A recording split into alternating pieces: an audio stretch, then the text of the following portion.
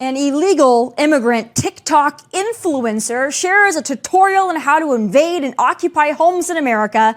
Juvenile thugs under the age of 13 robbed a Houston bank, and Nashville Metro Police Department seemingly lowered the physical standards in order to recruit more female officers. I will crown my losers of the week, and they are a doozy. Then, speaking of teenage thugs, the white high schooler whose head was beaten into the concrete by a black classmate has still not regained consciousness. Missouri AG Andrew Bailey says the school's DEI policy bears some responsibility for this savage attack, and he joins me later. It all starts now.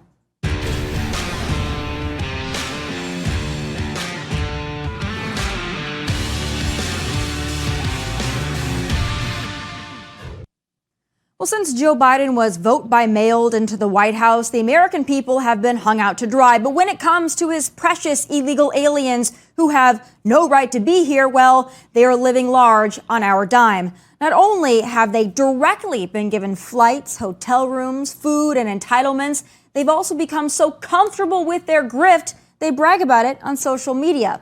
My first loser this week is an illegal immigrant TikTok influencer, which embarrassingly enough is a real thing now. Well, he posted this tutorial on how his fellow illegal immigrants can take advantage of squatters' rights to invade and inhabit American homes. My people, I have thought about invading a house in the United States because I learned there's a law that says if a house is not inhabited, we can expropriate it. I think that will be my next business, invade abandoned houses. Oh, goody. Well, as an American citizen, you may not be able to afford to buy a home, but just know the 10 million plus illegals Biden has let in will not lose a wink of sleep as they steal, plunder, and pillage what you have worked for. But speaking of pillaging and plundering, if you need further proof parents in America have failed their children, well, look no further than this. 3 juveniles, ages 11, 12, and 16, were arrested this week in connection with a bank robbery in Houston. The robbery took place in broad daylight. The FBI says the boys threatened the bank teller before leaving the bank with an undisclosed amount of cash. The youth of America are lost. Parents have failed them. The consequence-less system we've created and allowed has failed them. And I really shudder to think what's going to happen 5 to 10 years from now when America's juvenile degenerates reach adulthood. Which sadly brings me to loser 3 this week, and this one hits home given I live in Nashville. Now, I usually refrain from criticizing police departments given the stress and BS they must endure from society on a daily basis, but I just couldn't let this one go. I'm not sure if Nashville Metro PD put these standards in place or if this is another product of DEI, but nevertheless, here it is. In an effort to retain more female officers, Nashville Metro Police Department has released new lower physical standards for officers, and let's just say even Joe Biden could probably make the cut. For this test, you're to run up to the fence, scale the fence, and continue running to the finish line. This test simulates a short distance foot pursuit that could occur in a parking lot.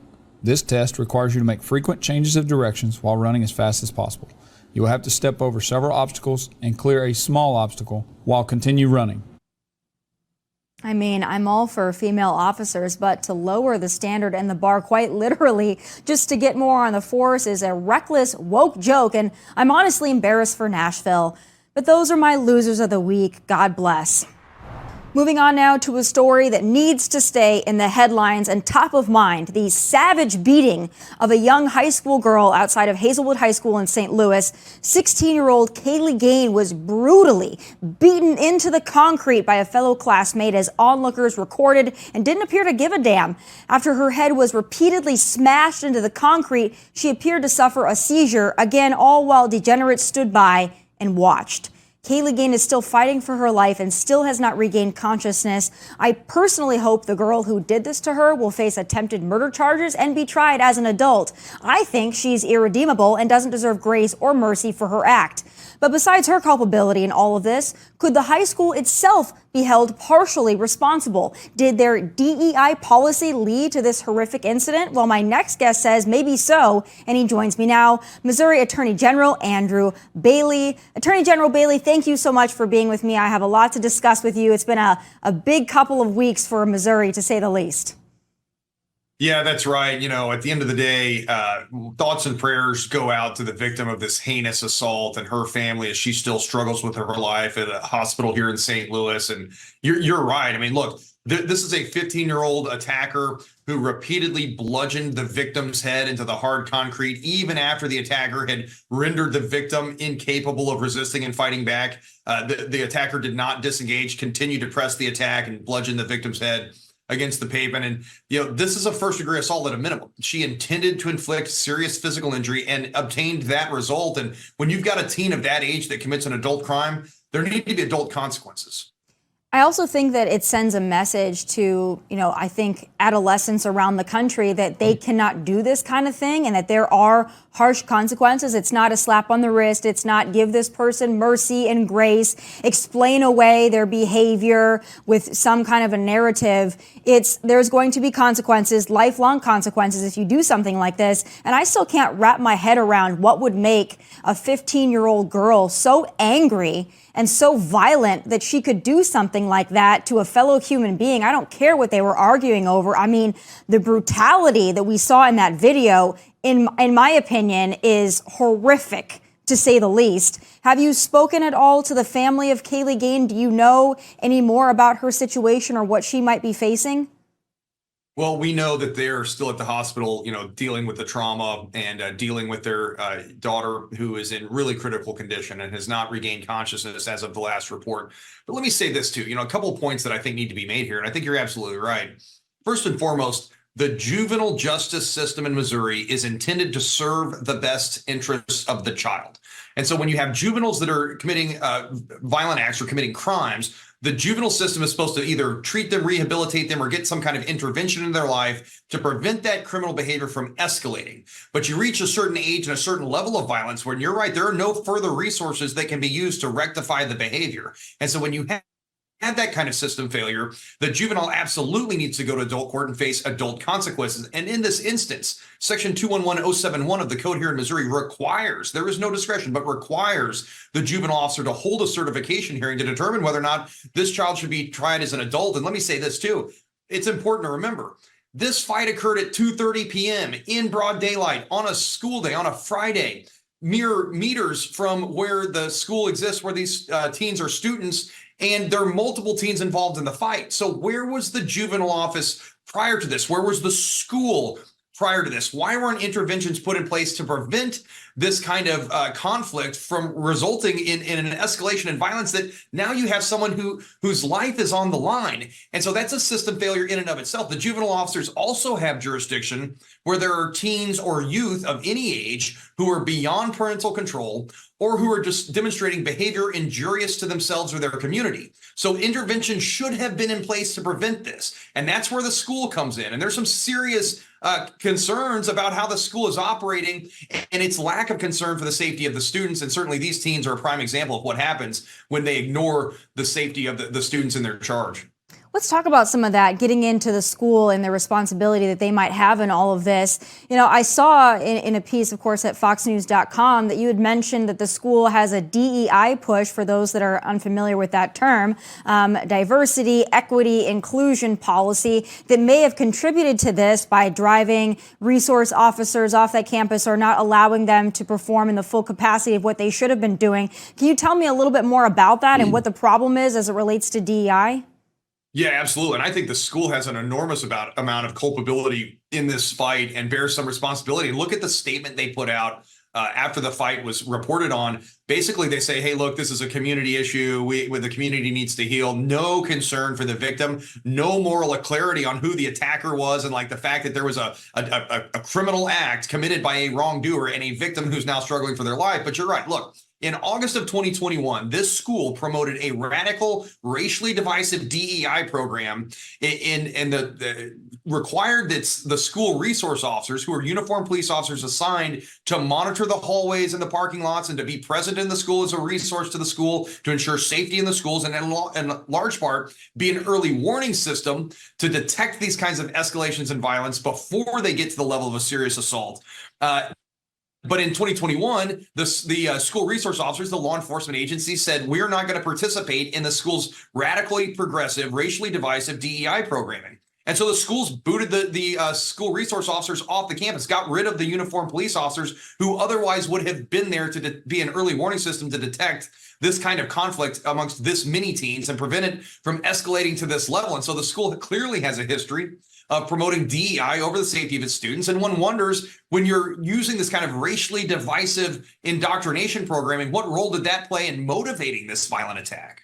Yeah, exactly. You know, the mainstream media at large really didn't pick this up. Of course, it was a lot of discussion about it on social media with several accounts putting out the video. Of course, some discussions online about it, but the mainstream media at large really didn't elevate this story. And one has to wonder, if the races were reversed and a white girl was beating a black girl's head into the concrete, would there have been national outcry and outrage?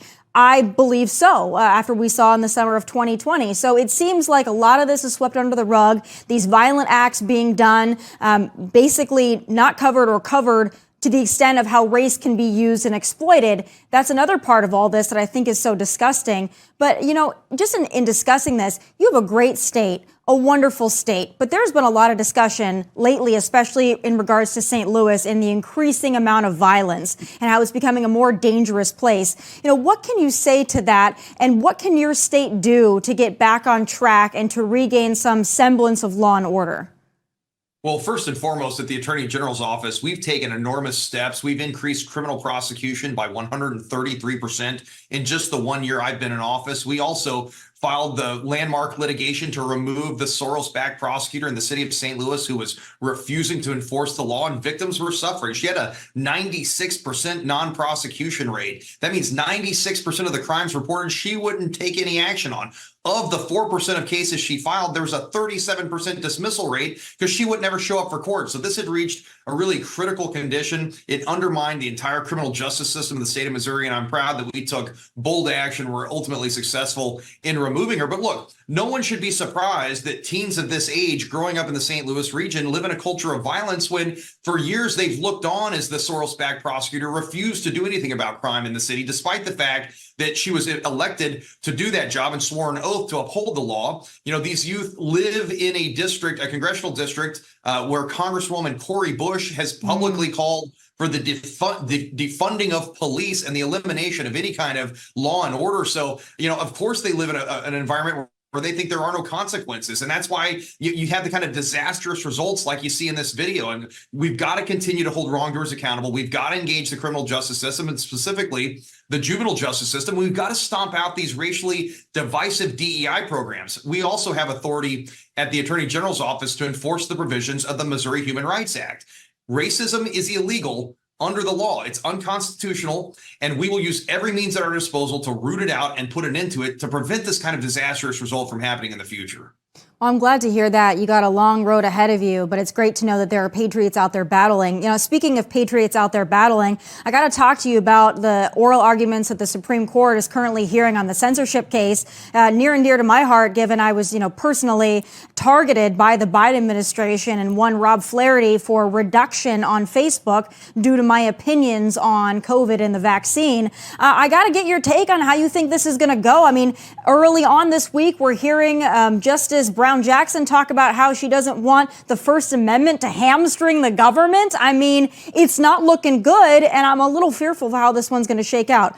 What are your thoughts? Well, certainly the legacy media would portray it as a crisis. And I'll tell you that these are the worst First Amendment violations in this nation's history. And you were targeted for censorship specifically by the Biden White House, and the censorship regime grew very quickly. And in those emails from Rob Flaherty and the White House Communications Department, they said that the demands for censorship were coming from the very highest levels of the White House. Well, that clearly means President Joe Biden himself was trying to remove your posts from social media. So you should take a lot of pride in that.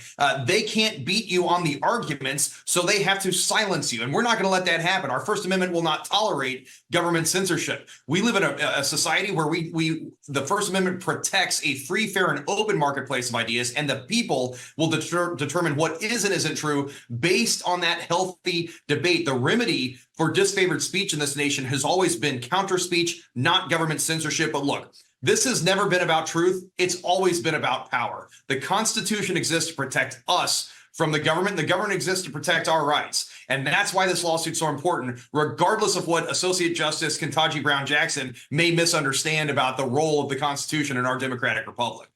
If there's anything that needs to be hamstringed, it is the government.